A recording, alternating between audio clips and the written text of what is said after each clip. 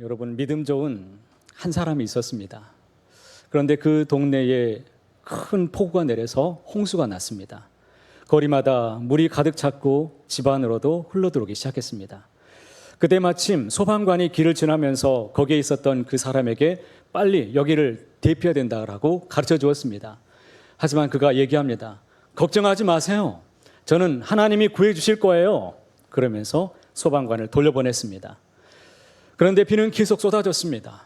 비가 계속 와서 그 물이 방 안으로 계속 밀려 들어왔습니다.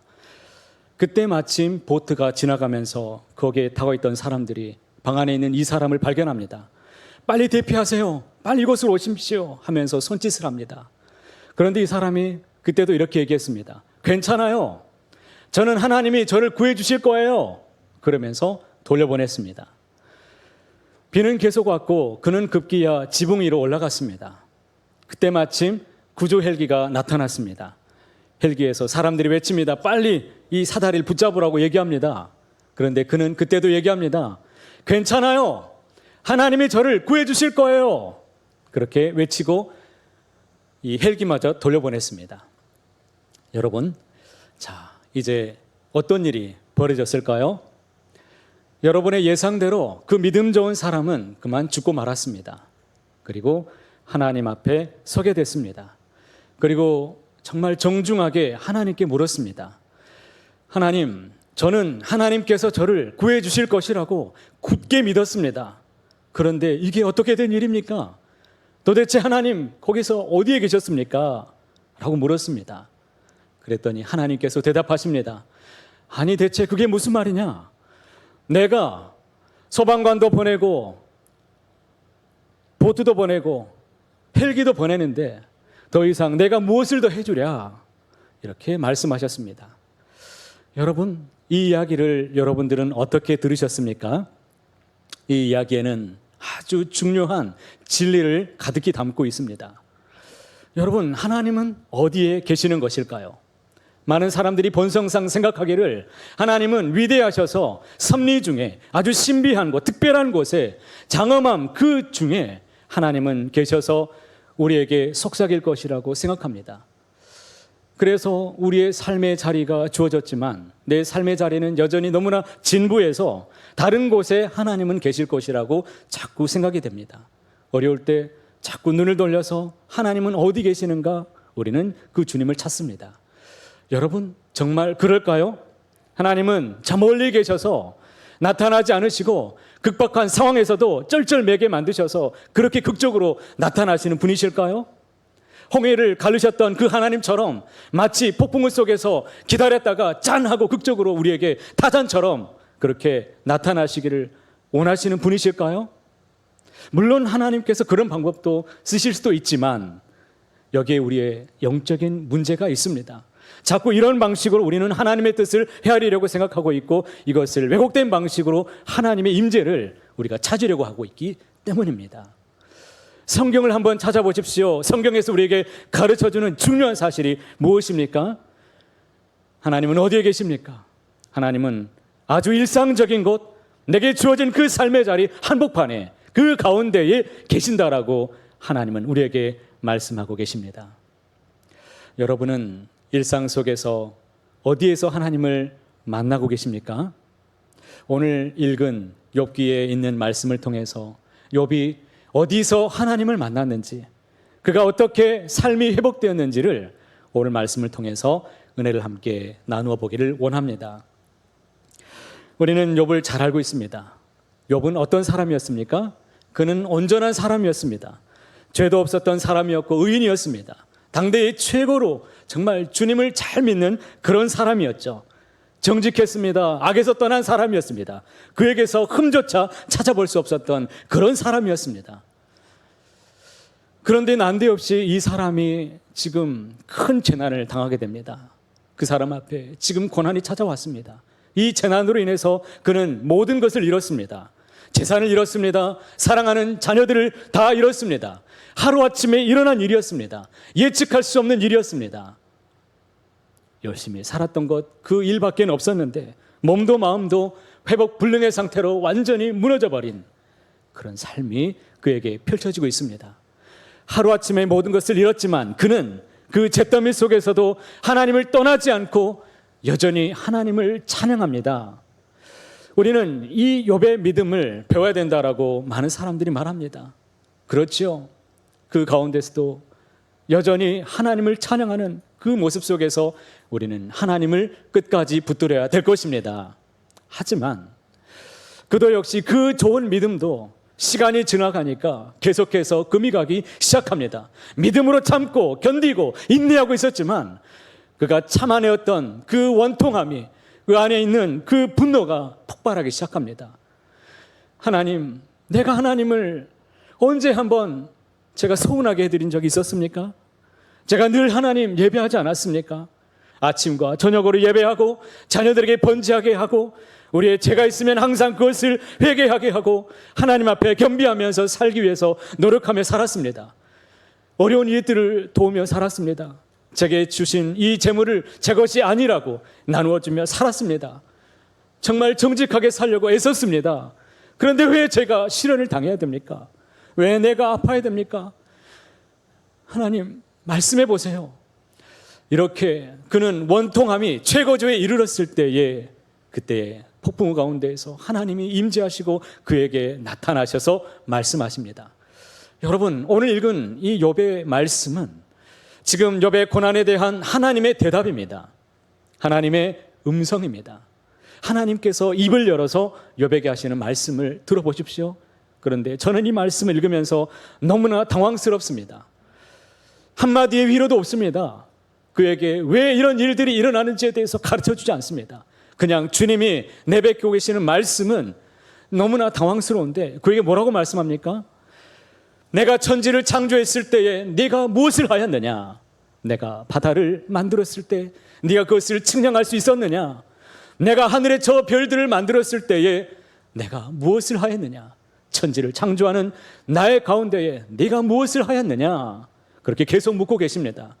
여러분, 이 말씀을 보면 욥의 고난과는 도무지 전혀 상관이 없는 말씀들을 지금 주님이 대답하고 계신 것이죠. 그것도 한마디로 그냥 말씀하시면 되시는데 무려 38장에서 시작된 이 말씀이 무려 4장에 걸쳐서 41장까지 계속 반복적으로 말씀하시는데 이 말씀을 읽다 보면 마치 레위기가 떠오릅니다. 레위기 말씀을 읽다 보면 혼미해지고 그냥 지루하기 짝이 없죠. 마치 그와 같은 말씀들이 4장에 걸쳐서 계속해서 우리에게 지루하게 이렇게 답변하고 있습니다. 저는 아무리 생각해도 이해할 수 없습니다. 우리 성도들에게 이 말씀을 좀 들려주면서 어떻게 위로하고 계시는지, 하나님이 이 폭풍우 가운데에서 왜 이런 고난이 찾아왔는지에 대해서 말씀해 주시면 얼마나 좋겠습니까? 그렇게 쉽게 좀 전달해 줄 수 있으면 얼마나 좋을까요? 그런데 하나님이 하고 싶으신 이야기만 일방적으로 지금 쏟아내고 있습니다. 그런데 더 이상한 것은 지금 욥이 동문서답하는 하나님의 이 말씀 앞에 42장에 보니까 울기 시작합니다. 회개하기 시작합니다. 아무런 위로조차 하지 않았는데 설명조차 없는 그 하나님 앞에서 그가 도대체 왜 하늘과 땅과 바다, 별, 바람, 비, 이 햇볕, 속삭이는 모든 자연계의 모든 만물, 이것이 도대체 왜 욥의 고난을 이기게 하고 회개를 할 수 있도록 회개하는 계기가 되었던 것일까요? 욥기 38장에서 우리는 말씀을 읽었습니다. 하나님께서 욥에게 가르쳐주시고 계시는 이 말씀을 우리는 다시 한번 자세히 살펴볼 필요가 있습니다. 여기에 진정 하나님이 이미 답을 하고 있기 때문입니다. 아침에 해가 뜨고 저녁에 노을이 지고 밤에 별들과 또 달빛이 우리를 비춰줍니다. 계절이 지나가면 비가 내리고 또 겨울이 오면 눈이 내립니다. 이런 것들은 그냥 흔한 일상입니다. 별 색다른 일도 없고 그냥 흔한 일들이죠. 그런데 왜 하나님의 이 이야기 끝에 욥이 눈물을 흘리고 회개하고 있는 것일까요? 도대체 그가 무엇을 깨달았기에 그렇게 엎드리며 울고 있는 것일까? 하나님께서 당신이 창조하신 이 창조의 세계에 대해서, 위대한 이 신비와 장엄함에 대해서 계속해서 그에게 욥의 무지함을 지금 깨우쳐주고 있습니다. 그렇습니다. 욥은 그 모든 이야기를 들으면서 깨달았습니다. 욥은 매일 일상과 같이 늘 반복적으로 일어난 이 하나님의 놀라운 기적들을 그는 깨달았습니다. 이것은 하나님의 위로였습니다.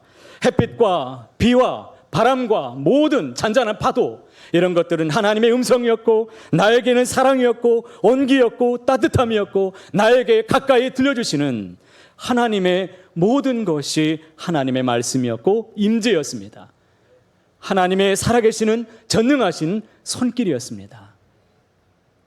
그러나 욥은 그것을 감지하지 못했습니다. 저 멀리 계셔서 아무런 말씀도 들려주지 않는 그런 하나님만 바라보고 있었던 것이죠. 하나님의 이런 질문 앞에서 욥은 단 한마디도 대답하지 못합니다. 입을 굳게 다문 채로 회개하고 있습니다. 욥기 40장 4절에 그가 이렇게 고백하지요. 보소서, 나는 비천하오니 무엇이라 주께 대답할 수 있겠습니까? 손으로 내 입을 가릴 뿐입니다. 그렇게 주님께 그가 고백합니다. 일상 속에서 항상 살아계셨던 그 하나님을 이제야 깨달았습니다. 너무 아프고 견딜 수 없었습니다. 어디 계셨느냐고 따졌는데 그 바람과 구름과 햇빛 속에, 잔잔한 물결 속에, 너무 아팠던 그 공포 속에도 하나님이 살아계셔서 그와 함께 계셨던 그 손길들이었다는 것을 그가 깨달았습니다. 우리 역시 조금만 눈을 한번 돌려보면 수없는 하나님의 임재, 우리와 가까이 계셔서 우리 일상 속에서 일하고 계시는 하나님의 놀라우신 일들을, 기적들을 우리는 만날 수가 있습니다. 가까이 우리 몸을 한번 생각해 보십시오. 우리는 하루 평균 숨을 몇 번 쉬는 줄 아십니까? 23,000번의 숨을 쉽니다. 하루 평균에 심장은 몇 번을 뛰냐면 10만 번을 뛰고 있습니다. 우리의 피는 하루 평균에 2억 7천 킬로미터를 매일 달리고 있습니다. 폐는 이 공기 중에 있는 산소를 먹고 우리 몸에게 전달해주고 이산화탄소를 배출하면서 끊임없이 호흡하며 살아가고 있습니다. 여러분, 그런데 이 몸속에서 일어나는 이 모든 일들 가운데에 단 하나 멈춰버리면 우리는 어떻게 될까요? 우리는 숨을 쉴 수 없고 그 자리에서 살아갈 수 없는 사람들입니다. 우리의 몸속에서 매일 일어나는 이런 놀라운 하나님의 신비에 대해서 우리가 개입하거나 특별히 노력하는 일은 아무것도 없습니다. 그러나 피가 흐르고 내 몸속에서 뼈를 지탱해주고 삶 속에서 숨을 쉬고 호흡하고 공기를 마시고 내가 내뱉고 있는 모든 것들, 이 속에 모든 기운들, 이것은 다 하나님의 은혜입니다. 생명을 주관하시는 하나님께서 나에게 주신 놀라운 선물들이요, 손길들이었습니다. 이것은 그냥 저절로 된 것이 아니고 설계자가 있어서 이 모든 만물이 그 설계자의 계획대로 움직여지고 작동이 되고 있었던 것입니다. 우리 몸은 하나님의 신비입니다. 오늘을 내가 살 수 있는 것, 이것은 하나님께서 내 안에 살아계시다는 증거요, 내 앞에서 은혜를 주시는 하나님의 놀라운 신비 그 자체입니다. 저는 욥기를 묵상하고 읽으면서 욥에게서 감사의 모습을 찾아볼 수는 없었습니다. 욥은 그 아픔 속에서, 아니 그가 행복했을 때조차도 하나님께 감사하다고 그가 감탄한 적은 없었습니다. 마치 내 모습과 너무 닮아 있습니다. 너무 좋았을 때, 그리고 또 힘들고 아팠을 때 내가 잃어버린 것이 무엇인가? 여러분, 우리가 잃어버린 것이 무엇일까요?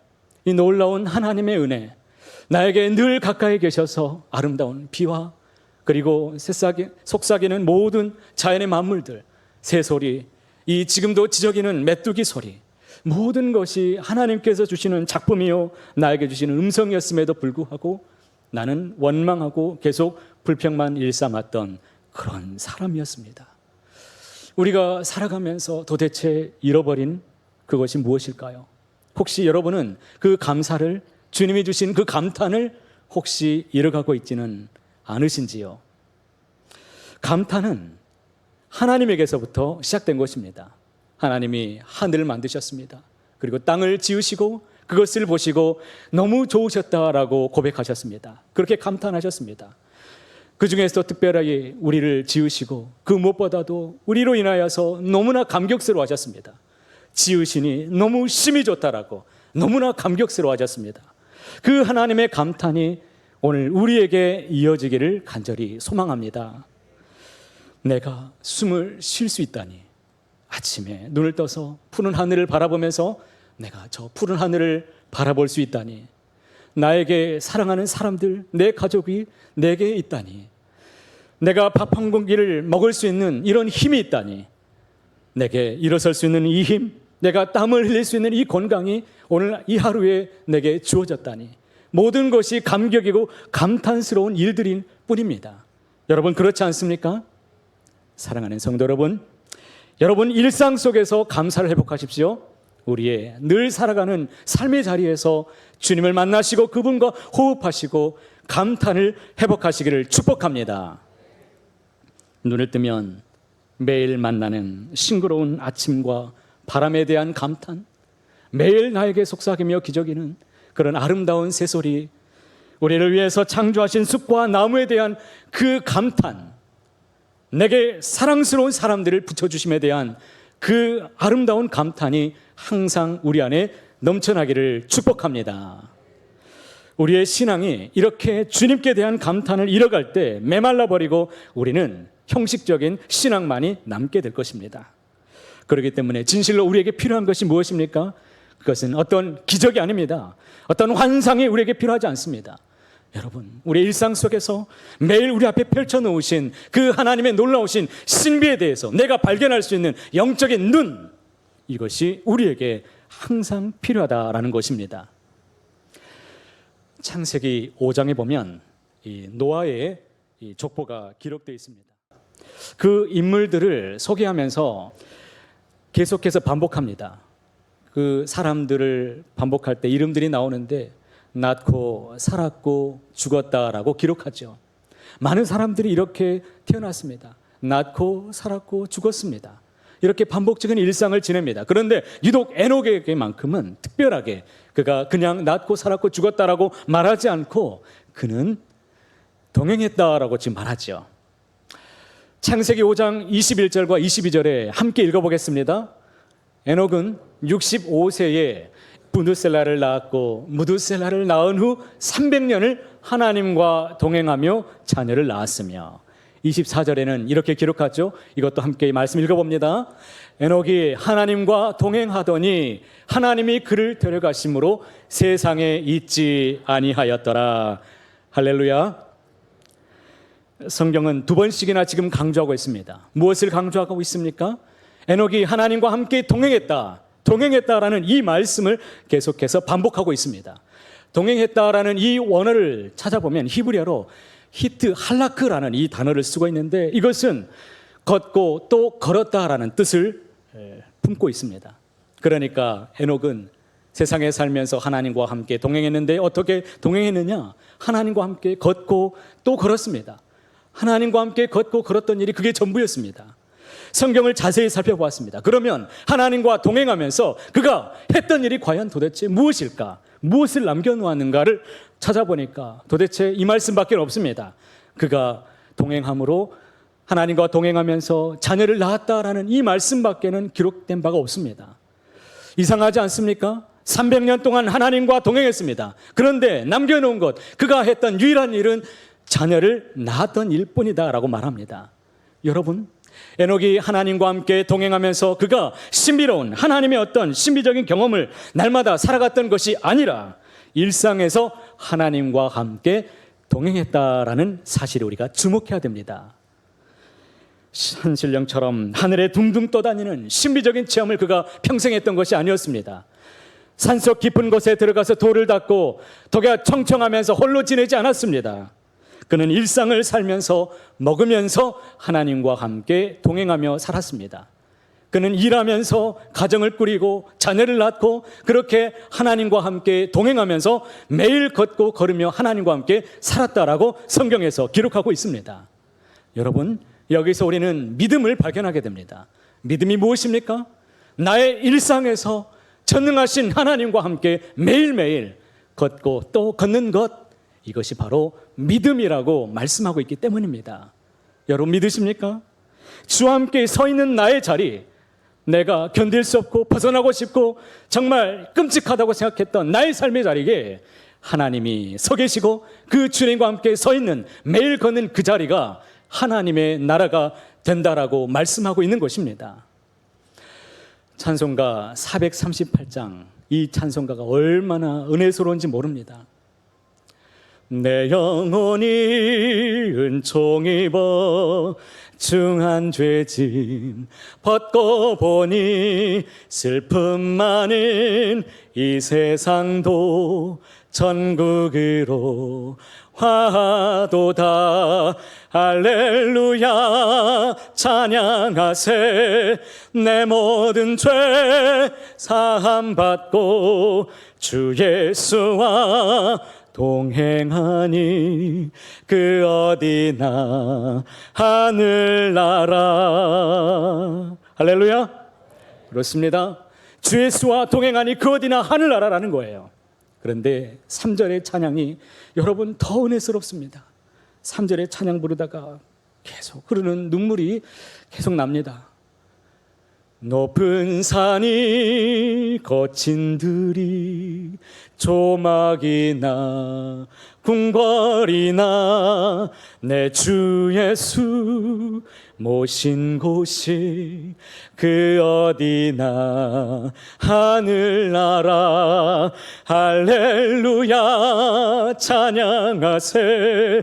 내 모든 죄 사함 받고 주 예수와 동행하니 그 어디나 하늘나라. 할렐루야. 여러분, 그렇죠? 주 예수님 모시고 살아가는 곳, 그 어디나 하늘나라입니다. 여러분, 그곳이 바로 땅끝이고 우리의 가정, 주 예수님 모시고 살아가는 우리의 가정과 우리의 교회와 나의 일터와 나의 일상이, 내가 관계 맺고 살아가는 모든 관계 속에 하나님은 살아계시고, 그 내가 서 있는 그 자리가 주와 함께 할 때에 하나님의 나라가 이루어지는 줄로 믿습니다.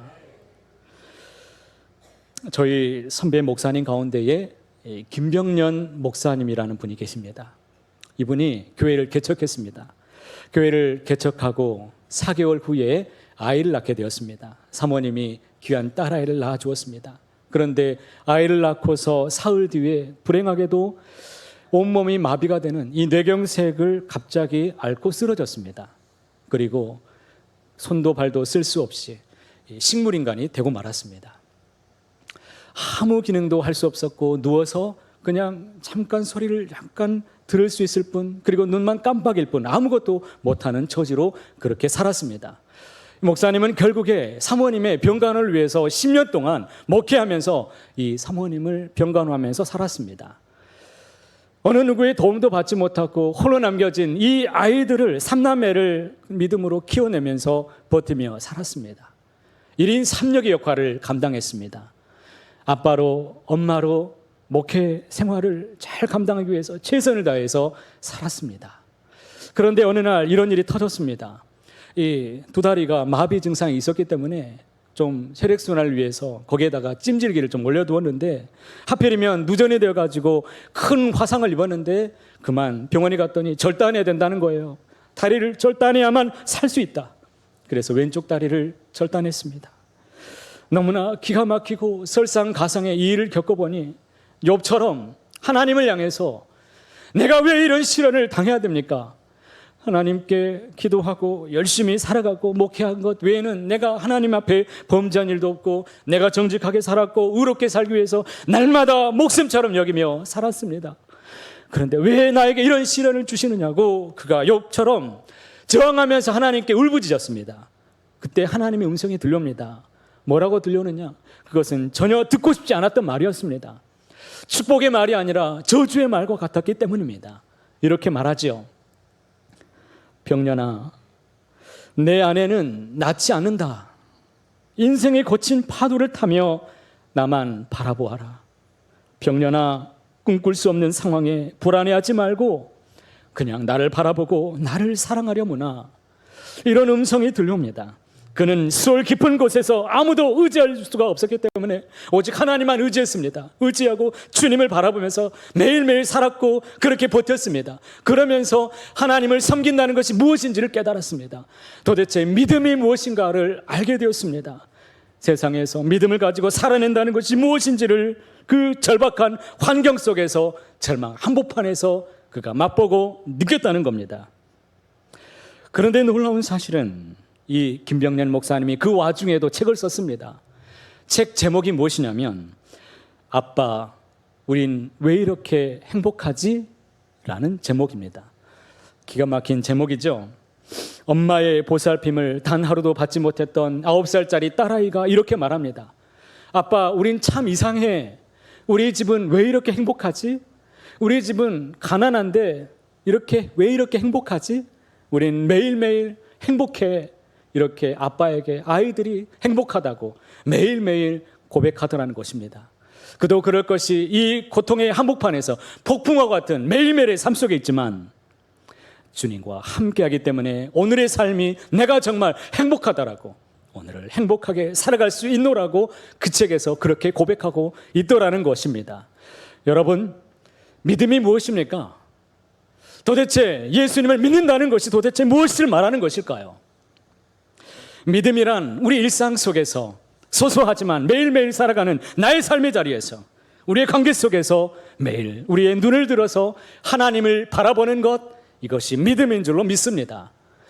우리 주님 안에 살아가는 사람들만이 경험할 수 있는 놀라운 주님을 향한 믿음, 이 믿음을 갖게 되시기를 축복합니다.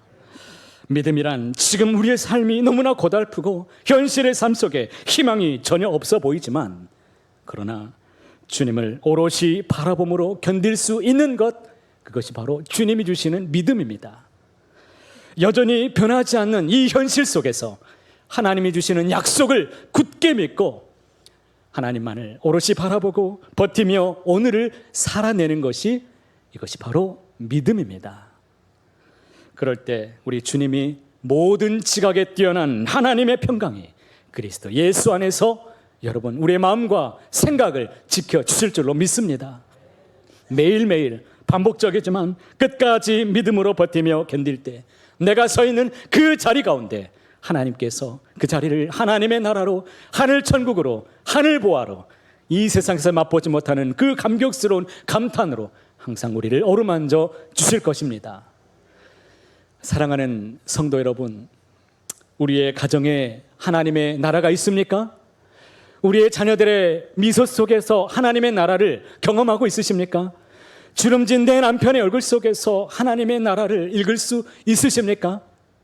오늘도 밥벌이의 지경 가운데 직장으로 향하는 내 발걸음 가운데에서 여러분 하나님의 나라를 경험하고 계십니까? 하나님의 나라는 우리의 일상 속에 있습니다. 우리 일상 속에 하나님의 나라를 발견하고 그 속에서 찾고 하나님과 함께 하루하루를 내가 주어진 그 자리 가운데에서 하나님의 나라로 날마다 만들어가게 되시기를 축복합니다. 몇 해 전에 종방한 이 눈이 부시게라는 드라마가 있습니다. 이 드라마를 다 맞춰졌지만 지금도 오랜 세월이 흘렀지만 많은 사람들이 기억하고 있습니다. 김혜자 씨가 낭독했던 이 마지막 대사가 우리의 가슴을 여전히 잔잔하게 파도치며 울렁이게 합니다. 그 대사가 이렇지요. 내 삶은 때론 불행했고 때론 행복했습니다. 삶이 한낱 꿈에 불과하다지만 그럼에도 살아서 좋았습니다. 새벽에 쨍한 차가운 공기, 꽃이 피기 전 부는 달큰한 바람, 해질 무렵 우러나는 노을의 냄새, 어느 하루 눈부시지 않은 날이 없었습니다. 지금 삶이 힘든 당신, 이 세상에 태어난 이상 당신은 이 모든 걸 매일 누릴 자격이 있습니다. 대단하지 않은 하루가 지나고 또 별거 아닌 하루가 온다 해도 인생은 살 가치가 있습니다. 후회만 가득한 과거와 불안하기만 한 미래 때문에 지금을 망치지 마세요. 오늘을 살아가세요. 눈이 부시게. 당신은 그럴 자격이 있습니다. 누군가의 엄마였고 누이였고 딸이었고 그리고 나였을 그대들에게. 여러분, 하나님의 음성이 들려오십니까? 매일매일 살아가는 일상이지만 그 일상 속에 살아계시는 하나님과 눈이 부시게 살아간다면 우리는 천국을 지금 경험하고 있고 살아내는 사람들인 줄로 믿습니다. 사랑하는 성도 여러분, 그 주님을 눈을 굳게 우리가 바라보시고 믿음으로 동행하시고 행복한 삶을 오늘도 살아내시기를 축복합니다.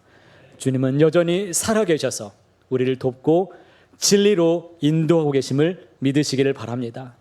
항상 주와 함께 승리하는 저와 여러분 모두의 삶이 다 되시기를 높으신 주님의 이름으로 간절히 소원합니다.